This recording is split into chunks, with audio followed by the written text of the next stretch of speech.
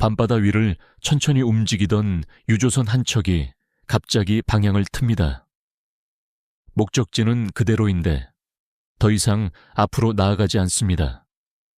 뒤에서 또 한 척, 그 뒤에서 또 한 척, 그렇게 13척의 선박이 같은 선택을 합니다. 총성이 들린 것도 아닙니다. 미사일이 떨어진 것도 아닙니다. 그런데도 세계에서 가장 중요한 해상 통로 중 하나가 스스로 멈춰버리기 시작합니다. 여기서 우리가 흔히 생각하는 질문은 이겁니다. 전쟁이 시작된 건가? 하지만 이 질문 자체가 이미 틀렸을 수 있습니다. 지금 벌어지고 있는 일은 전쟁이 아닙니다. 겉으로 보면 미국이 이란을 압박하고 해군을 배치하고 항구를 봉쇄하는 전형적인 군사적 충돌처럼 보입니다. 그러나 실제로는 훨씬 더 정교하고 훨씬 더 위험한 방식으로 게임이 진행되고 있습니다. 총을 쏘지 않아도, 도시를 파괴하지 않아도 단 하나의 지점을 조이기만 하면 전 세계 경제가 숨을 못 쉬게 만들 수 있는 구조. 바로 목줄입니다. 호르무즈 해협. 이 좁은 바닷길은 단순한 통로가 아닙니다. 세계 에너지의 상당 부분이 이곳을 통과합니다. 하루 수천만 배럴의 원유, LNG, 그리고 수많은 화물선들이 이 길을 지나갑니다. 쉽게 말하면 이곳은 전 세계 산업과 물가, 그리고 우리의 일상까지 이어지는 혈관 같은 존재입니다. 그런데 지금 이 혈관이 막히기 시작했습니다. 더 중요한 건 이게 완전히 막힌 것이 아니라는 점입니다. 막힌 것보다 더 무서운 건 아무도 감히 지나가지 못하는 상황입니다. 생각해 보십시오. 도로가 완전히 끊어진 것이 아니라 언제 공격당할지 몰라서 아무도 운전하지 않는 상황이라면 겉으로는 길이 열려 있지만 실제로는 존재하지 않는 것과 같습니다. 지금 호르무즈에서 벌어지고 있는 일이 바로 그것입니다. 미국은 말합니다. 우리는 공정하게 봉쇄한다. 우리는 항해의 자유를 보장한다. 하지만 동시에 우리는 언제든지 공격할 준비가 되어 있다고 말합니다. 이 두 문장은 모순처럼 보이지만 사실은 하나의 전략입니다. 길은 열어두되 아무도 지나갈 수 없게 만드는 것. 이건 단순한 군사적 힘의 과시가 아닙니다. 이건 흐름을 통제하는 방식의 전쟁입니다. 여기서 한 가지 더 중요한 질문이 생깁니다. 왜 미국은 굳이 항구와 해상을 먼저 건드리고 있을까요? 왜 바로 전면전을 하지 않을까요? 이 질문에 답하기 위해서는 우리가 전쟁을 바라보는 방식부터 바꿔야 합니다. 현대의 전쟁은 더 이상 누가 더 많은 미사일을 갖고 있는가로 결정되지 않습니다.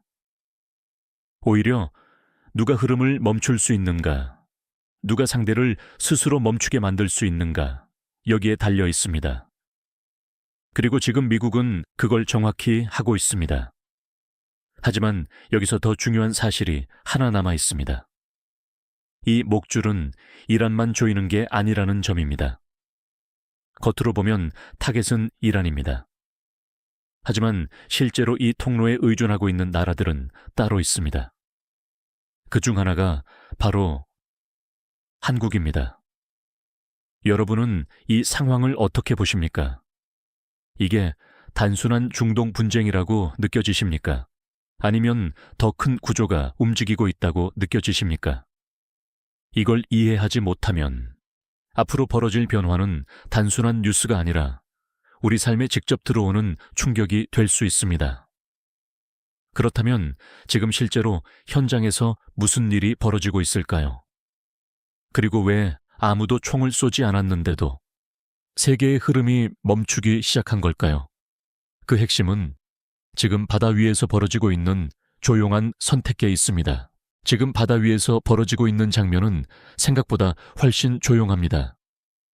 연기가 피어오르는 것도 아니고 폭발음이 들리는 것도 아닙니다. 그런데도 선박들은 하나같이 같은 선택을 하고 있습니다. 그냥 돌아간다. 실제로 이미 여러 척의 선박이 호르무즈 인근에서 방향을 틀었습니다. 목적지까지 몇 시간, 길어야 하루 남짓 남았던 항로를 포기하고 다시 출발지로 돌아가거나 먼 길을 돌아가기로 결정합니다. 이 선택은 선장 개인의 판단이 아닙니다. 뒤에는 보험사, 해운사, 에너지 기업, 그리고 각국 정부의 리스크 평가가 얽혀 있습니다. 여기서 중요한 포인트가 하나 있습니다. 아무도 지나가지 말라고 공식적으로 말하지 않았다는 점입니다. 미국은 분명히 말합니다. 우리는 항해의 자유를 보장한다. 하지만 동시에 이렇게 말합니다. 이란과 연관된 모든 선박, 그리고 지원 행위는 추적하고 대응하겠다. 이 두 메시지가 동시에 존재하는 순간 시장은 어떻게 반응할까요? 답은 간단합니다. 지나가지 않는 것이 가장 안전하다. 이건 군사적 명령이 아니라 경제적 본능입니다. 그리고 바로 이 지점에서 현대 전쟁의 방식이 드러납니다. 예를 들어보겠습니다. 어떤 도시에 다리가 하나 있습니다. 그 다리는 아직 멀쩡합니다. 폭파되지도 않았고 통행 금지도 없습니다. 하지만 누군가 이렇게 말합니다. 그 다리를 건너는 순간 당신이 공격 대상이 될 수도 있다. 이때 사람들은 어떻게 할까요? 법적으로는 문제가 없어도 실제로는 아무도 그 다리를 건너지 않습니다. 지금 호르무즈가 비디우크 그런 상태입니다. 열려있지만 이 사실상 닫힌 통로. 이 상황이 더 위험한 이유는 이게 단순히 특정 국가의 선박만의 문제가 아니라는 점입니다. 미국은 분명히 이란 관련 선박을 타겟으로 삼고 있지만 현실에서는 그 경계가 매우 모호합니다. 원유를 실은 유조선 한 척이 있다고 가정해 봅시다. 그 원유는 이란산이 아닐 수도 있습니다. 하지만 거래 과정에서 이란 항구를 경유했을 수도 있고 금융결제 과정에서 일부 연결이 있을 수도 있습니다.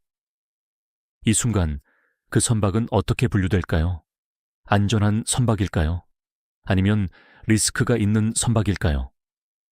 문제는 아무도 확신할 수 없다는 점입니다.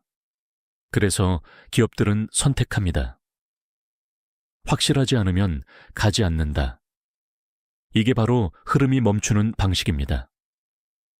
더 흥미로운 건 이 상황이 단순히 중동 지역에만 국한되지 않는다는 점입니다. 미군은 이미 인도 태평양 지역까지 언급하며 이란과 관련된 물류 흐름을 전 세계 단위로 추적하고 차단하겠다는 의지를 드러냈습니다. 이건 무슨 의미일까요? 이제 문제는 더 이상 호르무즈를 통과하느냐 마느냐가 아닙니다. 어디까지가 안전한 경로인가? 라는 질문으로 확장되고 있습니다. 즉, 하나의 해협이 아니라 전체 해상물류 네트워크가 의심의 대상이 되는 순간입니다. 여기서 또 하나 중요한 변화가 생깁니다. 바로 보험료입니다. 해상운송에서 보험은 단순한 비용이 아니라 이 항로가 안전한지 아닌지를 판단하는 지표입니다. 지금과 같은 상황에서는 보험료가 급등합니다. 심지어 일부 구간은 보험 자체가 거부될 수도 있습니다. 이게 의미하는 바는 명확합니다. 배는 물리적으로 지나갈 수 있어도 경제적으로는 지나갈 수 없는 상태가 됩니다. 이 순간부터 물류는 막힌 것과 동일하게 작동합니다. 그럼 이 흐름이 멈추면 가장 먼저 영향을 받는 건 무엇일까요? 많은 사람들은 유가 상승을 떠올립니다. 맞습니다. 맞는 이야기입니다. 하지만 그건 시작에 불과합니다. 진짜 문제는 그 다음입니다. 에너지가 제때 도착하지 않으면 정유 공장이 멈추고, 공장이 멈추면 생산이 줄어들고, 생산이 줄어들면 물가가 올라가고, 물가가 올라가면 소비가 줄어들고, 결국 경제 전체가 숨이 막히기 시작합니다. 이건 단순한 중동 문제가 아닙니다. 전 세계 경제의 호흡이 느려지는 과정입니다. 그런데 여기서 가장 중요한 질문이 하나 남습니다. 왜 미국은 굳이 이렇게 복잡한 방식, 즉, 직접 공격이 아니라 흐름을 조이는 방식을 선택했을까요? 이 질문에 대한 답은 단순히 군사 전략이 아니라 훨씬 더 깊은 시스템의 구조로 들어가야 이해할 수 있습니다. 그리고 그 구조를 이해하는 순간 우리는 지금 벌어지고 있는 일이 단순한 봉쇄가 아니라는 것을 알게 됩니다. 이건 에너지 순환 시스템 자체를 겨냥한 작전입니다. 지금까지 우리가 본 건 배가 돌아간다는 현상입니다. 하지만 이 현상을 만든 진짜 이유는 바다 위가 아니라 그 아래에 깔린 시스템에 있습니다. 많은 사람들이 이렇게 생각합니다. 호르무즈는 그냥 석유가 지나가는 길 아닌가? 맞는 말입니다. 하지만 동시에 완전히 틀린 말이기도 합니다. 호르무즈는 길이 아니라 전 세계 에너지 순환의 동맥기입니다. 이걸 조금 더 쉽게 풀어보겠습니다. 우리 몸을 떠올려 보십시오. 심장이 아무리 정상적으로 뛰어도 혈관이 막히면 어떻게 될까요? 산소와 영양분이 전달되지 못하고 결국 몸 전체가 기능을 잃습니다. 지금 세계 경제도 똑같습니다. 공장, 금융, 소비, 물류, 이 모든 것이 결국 하나에 의존합니다. 에너지의 흐름. 그리고 그 에너지의 핵심 흐름이 바로 호르무즈를 지나고 있습니다. 여기서 중요한 숫자가 있습니다. 전 세계 해상 원유 물동량의 약 20%가 이 좁은 해협을 통과합니다. LNG 역시 상당 부분이 이 경로를 의존합니다. 즉, 이곳은 단순한 중동의 한 지점이 아니라 글로벌 산업 시스템의 심장으로 연결된 관문입니다. 그런데 지금 이 관문이 흔들리고 있습니다. 여기서 한 가지 더 깊이 들어가 보겠습니다. 왜 미국은 항구와 해상 통로를 먼저 건드릴까요? 많은 사람들은 군사적으로 압박하기 위해서라고 생각합니다. 하지만 실제 목적은 그보다 훨씬 더 정교합니다. 이란을 직접 무너뜨리는 것이 아니라 이란이 의존하고 있는 순환 구조를 끊는 것. 이게 핵심입니다. 이란은 무엇으로 살아가는 국가입니까? 석유와 가스는 다원 그리고 그 수출에서 나오는 외화입니다. 그런데 이 수출이 어디를 통해 이루어지죠? 바로 항구, 그리고 해상 물류입니다. 즉, 미국은 지금 이란의 군사기지를 먼저 때리는 것이 아니라 혈류를 차단하는 방식으로 압박하고 있는 것입니다. 이 방식이 더 무서운 이유는 간단합니다. 총을 쏘면 전쟁이 됩니다. 하지만 흐름을 막으면 상대는 스스로 무너지기 시작합니다. 여기서 중요한 포인트가 하나 더 있습니다. 미국이 단순히 막는다고만 하지 않는다는 점입니다. 동시에 이렇게 말합니다. 우리는 언제든지 인프라를 공격할 수 있다. 전력망, 에너지 시설, 산업 기반, 이건 단순한 위협이 아닙니다. 이건 이란의 재생 능력을 겨냥한 메시지입니다. 다시 말해, 지금 이란은 단순히 현재의 피해를 걱정하는 게 아니라 다시 일어설 수 있는가를 고민해야 하는 상황에 놓여 있습니다. 이건 전쟁의 방식이 완전히 바뀌었다는 신호입니다. 과거의 전쟁은 누가 더 많이 파괴하느냐였다면 지금의 전쟁은 누가 상대의 회복 능력을 먼저 끊느냐입니다. 그리고 이 구조에서 호르무즈는 단순한 통로가 아니라 회복을 가능하게 하는 산소 공급선입니다. 이 산소를 조이면 어떻게 될까요? 처음에는 아무 일도 없는 것처럼 보입니다. 유조선 몇 척이 돌아가고 보험료가 오르고 긴장이 높아지는 정도입니다. 하지만 시간이 지나면 상황이 달라집니다. 수출이 줄어들고 외화가 부족해지고 국내 경제가 압박을 받기 시작합니다. 그리고 이 압박은 결국 정치적 선택을 강요하는 힘으로 변합니다. 그러니까 이게 바로 미국이 원하는 지점입니다. 전쟁을 통해 굴복시키는 것이 아니라 구조를 통해 선택을 강요하는 것. 하지만 여기서 가장 중요한 질문이 남습니다. 이 구조는 정말 이란만을 겨냥한 것일까요? 겉으로 보면 그렇습니다. 모든 메시지, 모든 행동이 이란을 향하고 있습니다. 하지만 실제로 이 시스템을 들여다보면 이 흐름에 의존하는 국가는 이란만이 아닙니다. 오히려 더 크게 영향을 받는 국가들이 있습니다. 에너지를 수입해야만 돌아가는 나라들, 해상물류에 절대적으로 의존하는 나라들, 그리고 작은 충격에도 경제가 크게 흔들리는 구조를 가진 나라들. 그중 하나가 바로 한국입니다. 여기서부터 이야기가 바뀝니다. 이건 더 이상 이란의 문제가 아닙니다. 이건 의존 구조를 가진 국가들 전체의 문제입니다. 그렇다면 이 하나의 목줄이 조여질 때 그 충격은 어디까지, 어떻게 퍼져나가게 될까요? 진짜 이야기는 이제부터 시작입니다. 이제부터는 속도가 붙기 시작합니다. 지금까지는 흐름이 멈춘다는 구조를 봤다면 이제는 그 한 지점이 어떻게 전 세계를 흔드는지를 봐야 합니다. 많은 사람들은 이렇게 생각합니다. 호르무즈가 막히면 유가가 오른다. 맞는 말입니다. 하지만 그건 첫 번째 도미노에 불과합니다. 진짜 문제는 그 다음부터입니다. 먼저 가장 직접적인 변화부터 시작됩니다. 유조선이 돌아가고 항로가 불안정해지면 에너지 공급이 일정하지 않게 됩니다. 이건 단순히 가격이 오른다는 문제가 아닙니다. 정유사 입장에서는 언제 원유가 들어올지 확신할 수 없다는 상황이 됩니다. 여기서 어떤 일이 벌어질까요? 공장은 불확실성을 싫어합니다. 그래서 생산을 줄입니다.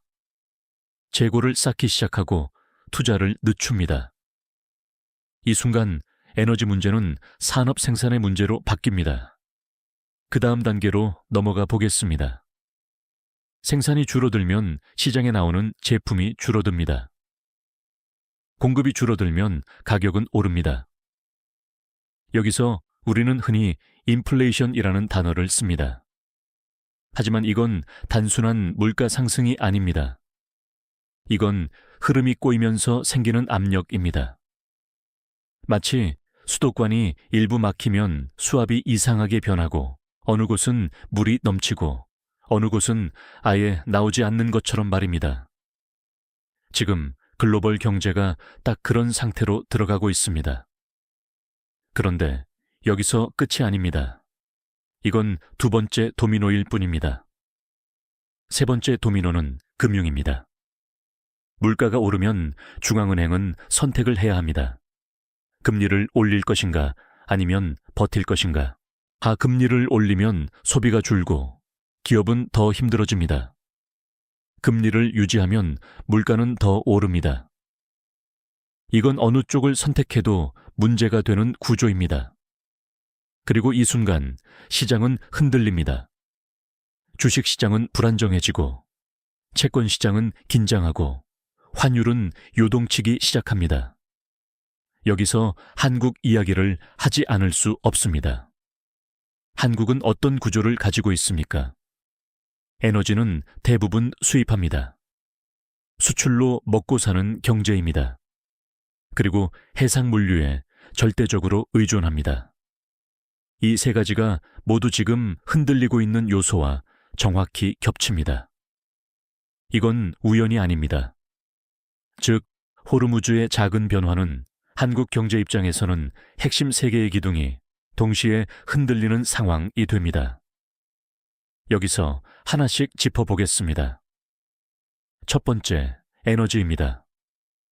유가와 LNG 가격이 오르면 기업의 생산 비용이 올라갑니다. 두 번째, 수출입니다. 글로벌 수요가 둔화되면 한국 제품을 사는 시장이 줄어듭니다. 세 번째, 물류입니다. 해상 운송 비용이 오르고 운송 자체가 불안정해지면 수출 일정이 깨지기 시작합니다. 이 세 가지가 동시에 발생하면 어떻게 될까요?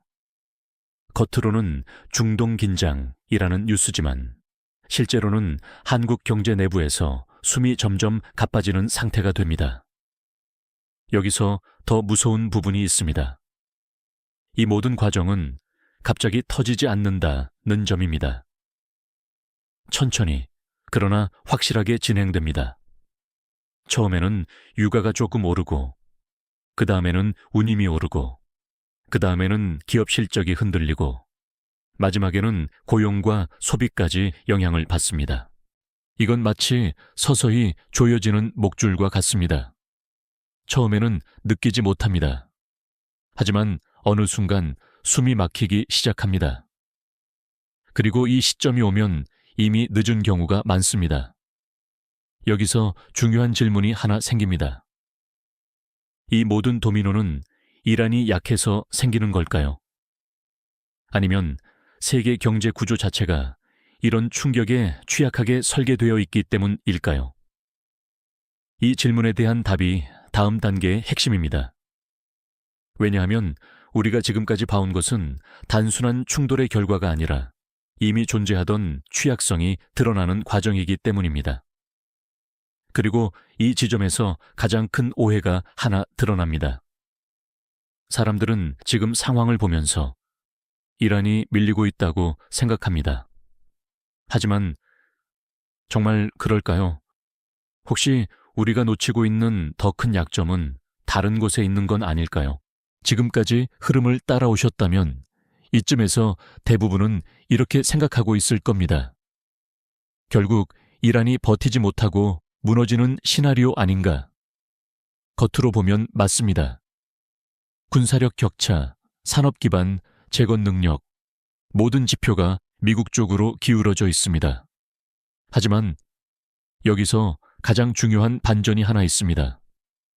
지금 약한 건 이란이 아니라 이 구조에 의존하고 있는 세계입니다. 이 말을 듣고 조금 의아하실 수 있습니다. 이란이 약한 건 분명한데 왜 세계가 더 약하다는 건가? 이걸 이해하려면 시선을 완전히 바꿔야 합니다. 이란은 어떤 나라입니까?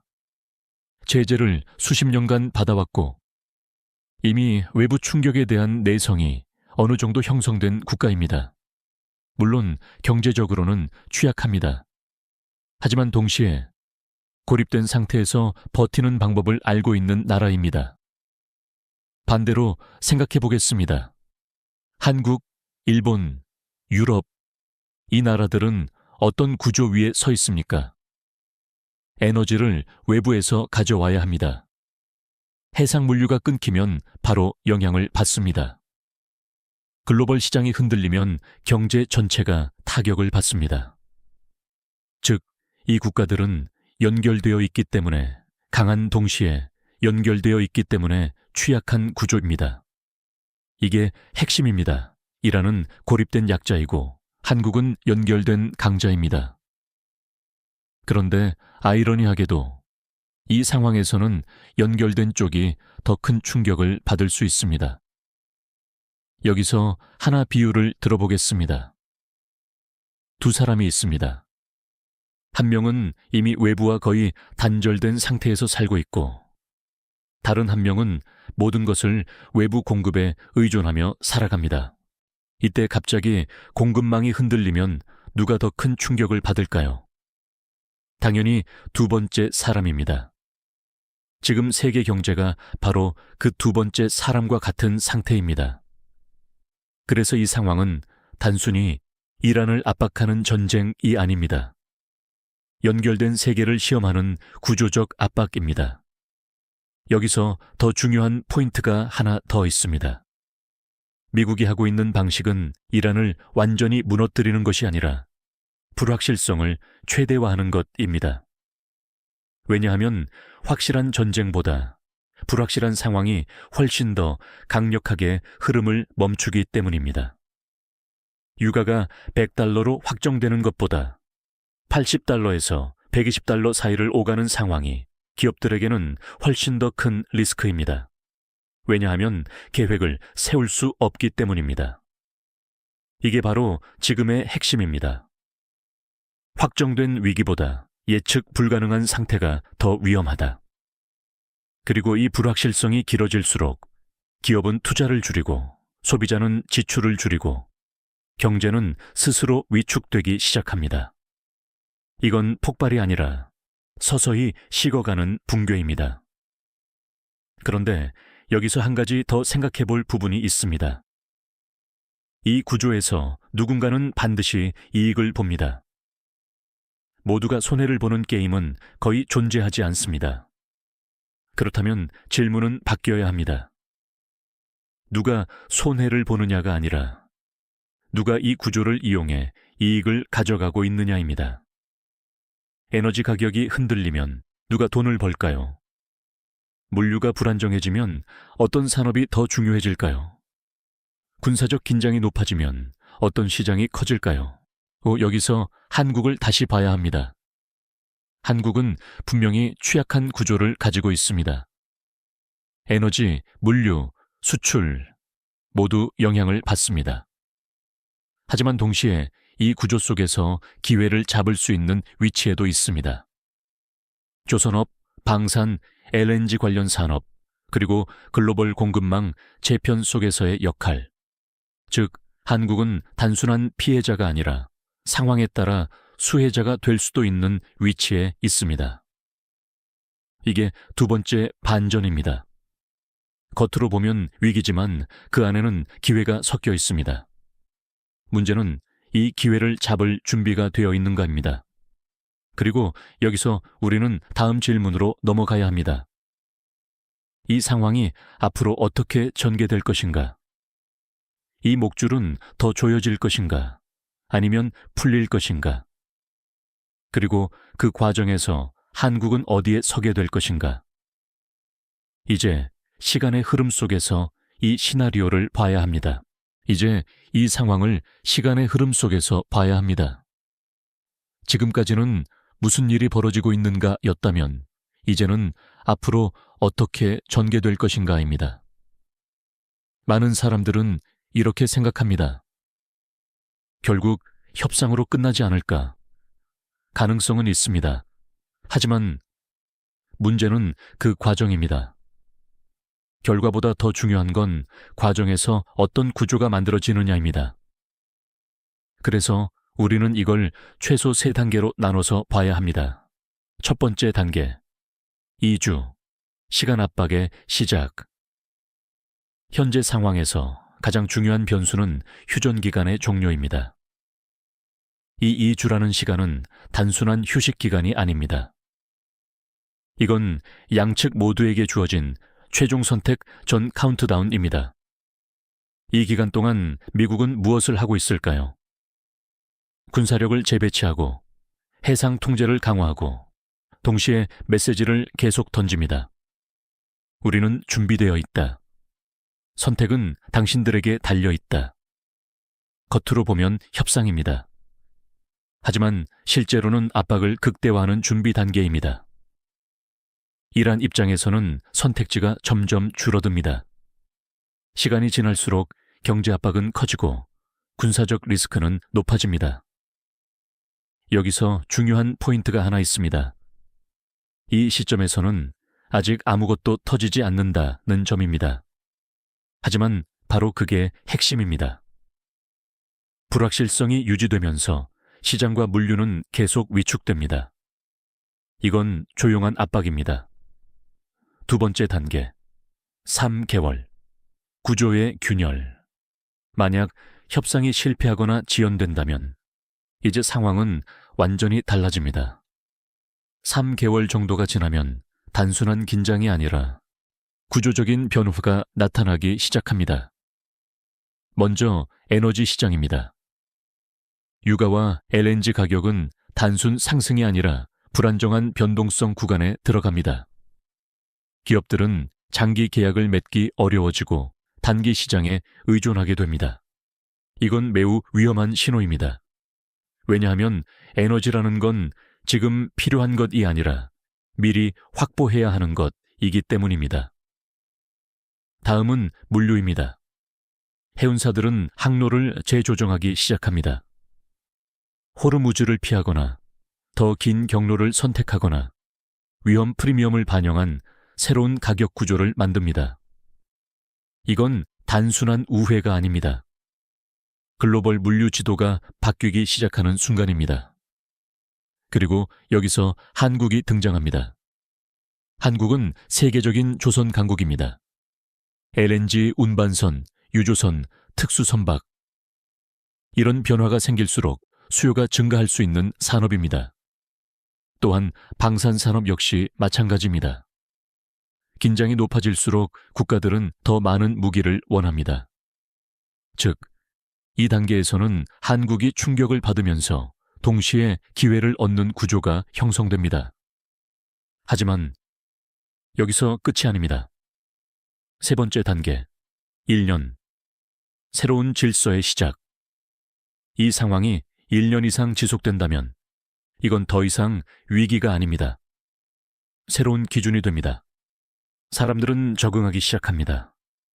기업들은 공급망을 재편하고 국가들은 에너지 확보 전략을 바꾸고 시장도 새로운 균형점을 찾습니다.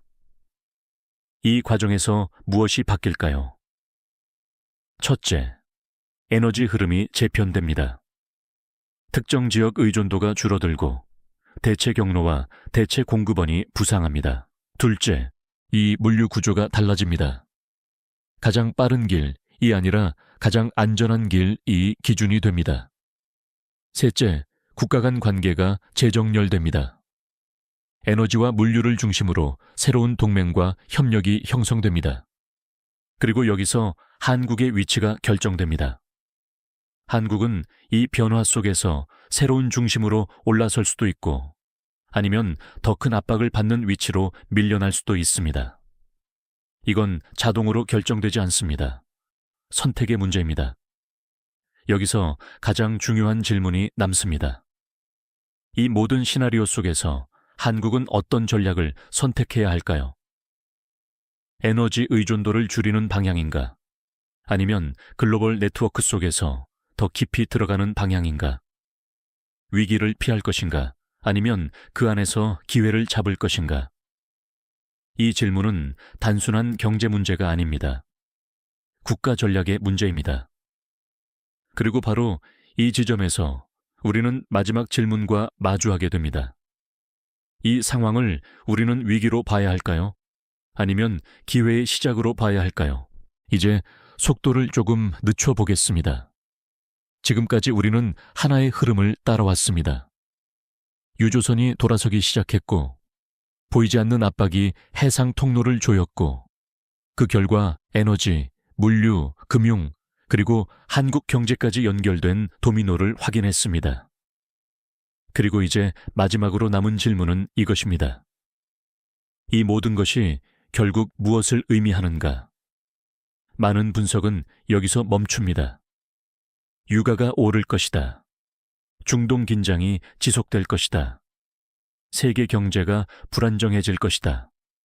하지만 이건 현상을 설명하는 수준에 불과합니다. 우리가 봐야 하는 건 더 깊은 층입니다. 결국 모든 전쟁은 자원이 아니라 흐름을 통제할 수 있는가로 귀결됩니다. 누가 더 많은 석유를 가지고 있는지가 아니라 누가 그 석유를 흐르게 만들 수 있는지 혹은 멈추게 만들 수 있는지가 진짜 권력이라는 뜻입니다. 이걸 한 번 더 단순하게 생각해 보겠습니다. 물을 가지고 있는 사람이 강한 게 아닙니다. 수도관을 쥐고 있는 사람이 강합니다. 지금 미국이 하고 있는 건 바로 그 수도관을 쥐는 행동입니다. 그리고 이 구조 안에서 일하는 압박을 받는 대상이지만 동시에 하나의 변수에 불과합니다. 진짜 게임은 그 뒤에 있는 시스템을 누가 설계하고 누가 통제하느냐입니다. 여기서 한국으로 다시 돌아와야 합니다. 한국은 물을 가지고 있지 않습니다. 석유도, 가스도 대부분 외부에서 가져옵니다. 하지만 한국은 그 물을 운반하는 배를 만들고 그 흐름을 연결하는 기술을 가지고 있으며 그 위에서 산업을 구축한 나라입니다.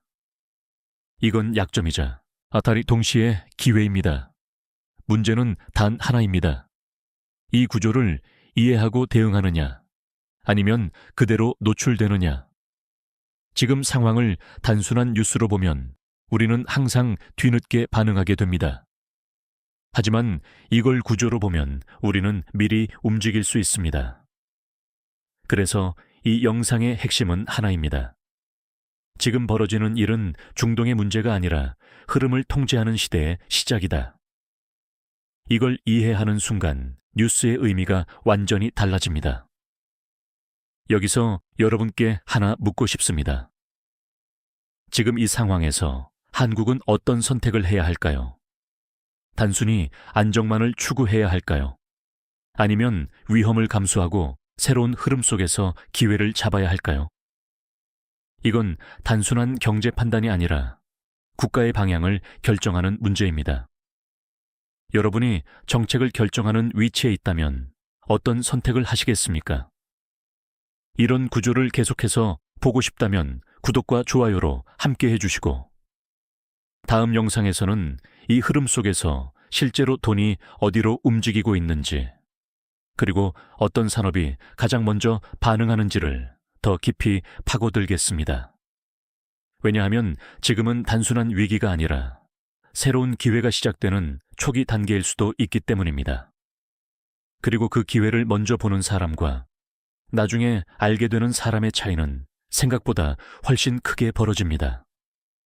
지금 우리가 보고 있는 이 봉쇄, 여러분은 어떻게 해석하시겠습니까? 이건 단순한 압박일까요? 아니면 이미 시작된 새로운 질서일까요? 그 답에 따라 한국의 미래도 달라질 수 있습니다. 다음 이야기에서 이어가겠습니다.